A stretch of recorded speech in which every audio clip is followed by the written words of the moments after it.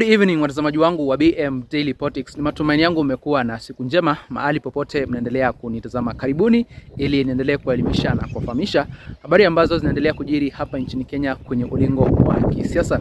Na mtazamaji, tunapoelekea pale mwaka wa 2027, kama kuna kiongozi ambaye anazidi kukumbana na changamoto pale ground ni William Samoei Ruto pamoja na viongozi wake wa serikali ya Kenya Kwanza. Ukuwe wewe ni mbunge, gavana, MCA, women rep ama senator wa UDA, ujue sasa hivi mambo kwa ground yamebadilika, na ukijaribu kuuza sera za tutam, sera za William Samoei Ruto, unakumbana na kipindi kigumu sana pale ground.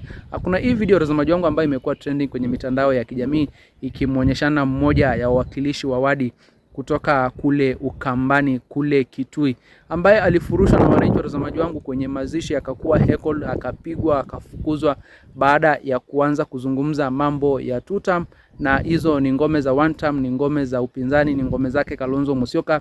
Na kwa hivyo hayo yalionekana kama madharau makubwa kule kwenye upande wa ngome za upinzani, kiongozi kama huyo wa UDA kuanza kusema mambo ya tutam, hasa kwenye mkutano wa viongozi wa the United Opposition. Kule Ukambani watazamaji wangu ni eneo ambalo kwa miaka mingi limekuwa kwenye upande wa upinzani, na kwa hivyo hata pale mwaka wa 2027 mambo yatazidi kuwa hivyo hivyo, na William Samoei Ruto atakuwa na kipindi kigumu sana. Ukiangalia sasa hivi Ukambani umeungana na Mlima Kenya, na hizo ni kura tosha kutafuta rais mwingine pale mwaka wa 2027. Nataka nikupatie fursa mtazamaji wangu uweze kujionea vile ambavyo huyu mwakilishi wa wadi ama mbunge wa UDA alivyofurushwa kule Kitui kwenye hafla ya mazishi, akapigwa, akaondolewa kwa aibu, na hatimaye akatafuta sehemu ambayo ingekuwa ni salama kwake, kwa sababu wale supporters wa Kalonzo Musyoka walikuwa wamejawa na hasira, na kwa hivyo endapo angeendelea kukaa pale na kuzungumzia mambo ya tutam, mambo yangeenda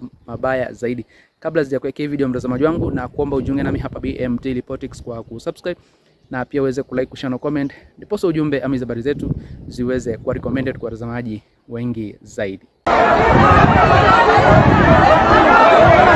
Tutulie tafadhali, tutulie, turudeni tafadhali,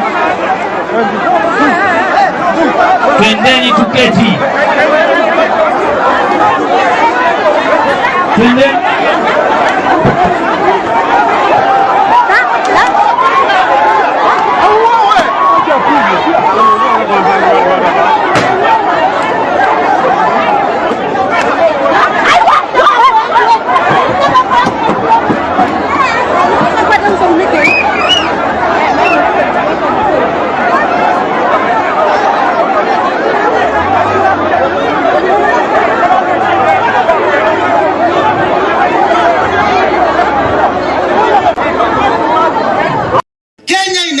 Kiongozi yule ambaye anajua kitu inaitwa usawa.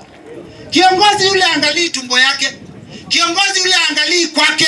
Kiongozi yule angalii barabara ya kwake. Kiongozi yule anaangalia mabarabara ya Wakenya wote. Tumesikia juzi ati ule wetu anaitwa Kalonzo anasemekana yeye hakuangalia maslahi yake. Mimi nataka kutangaza kiongozi tunataka Kenya hii ni kiongozi kama Kalonzo Musyoka. Kiongozi ambaye ataangalia barabara ya kwake Sekuru peke yake, yule ataangalia hata barabara ya hapa kwangu. Si ni kweli? Kiongozi ambaye ataangalia kama ni masomo ya bure apatie watoto wote. Kwa hivyo lazima tuelewane. Father, mimi naomba mtuombe. Tumetukanwa. Na tunatukanwa na viongozi. Wakati kiongozi anachukua mic kama hii na anasema kina Mbui hawana akili, anasema kina Mbui hawana mipango, anasema kina Mbui hawajiwezi, unasahau sio Mbui umetukana, ni watu wa Emilini na watu wa Kadhiani wale walichagua Mbui, because wangechagua mjinga kama wao si wajinga. Kwa hivyo wakati mnatutukana, na sana sana mnatukana kiongozi wetu Kalonzo, mnatuambia sisi wote jamii ya Mkamba sisi ni nini? Lakini sisi tumeambia Kalonzo usijibu. 2027 ni next year. Ni vizuri mtoto aende akasomee Mangu, si ndivyo? Ni vizuri mtoto akasomee Alliance. Ni vizuri mtoto akasomee Lenana. Lakini sasa ukipelekwa Kibirichi day school, utakuwa unalala wapi? Ni watu wanatoka umebao kasomea county itatu kumaba na muyendo ka kila mudhana. So hii placement ya grade 10 imetuangusha kabisa.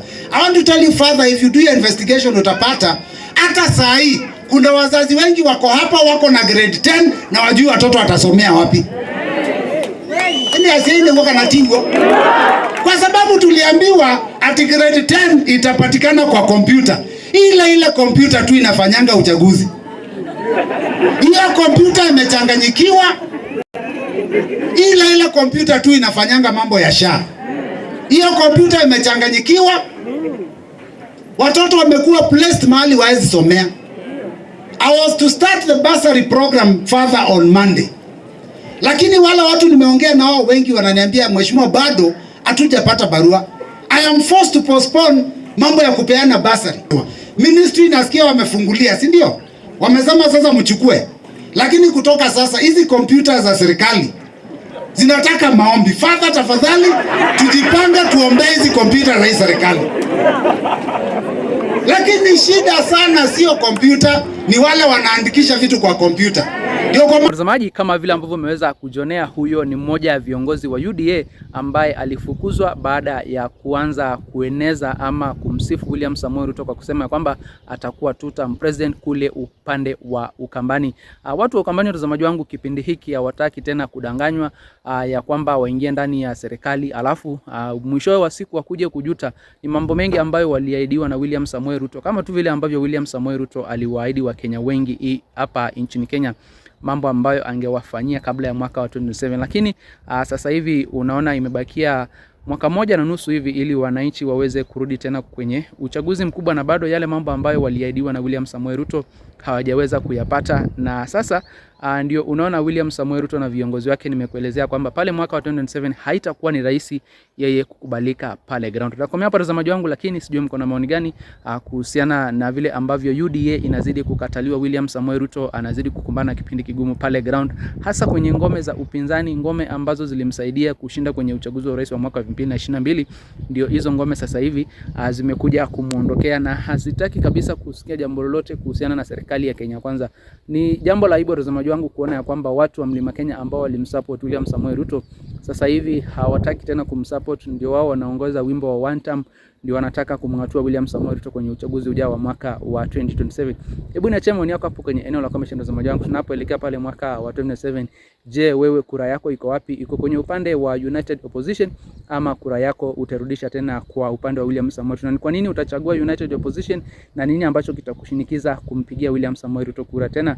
Hebu niachie maoni yako hapo mtazamaji wangu, na kabla sijatamsha na kukumbusha tena ujunge nami hapa BM Daily Politics kwa kusubscribe na pia uweze kulike, kushare na comment, ndipo ujumbe ama habari zetu ziweze kuwa recommended kwa watazamaji wengi zaidi. Msende mbali watazamaji, nitakuwa narejea hivi punde na mengi zaidi ya kuwafahamisha.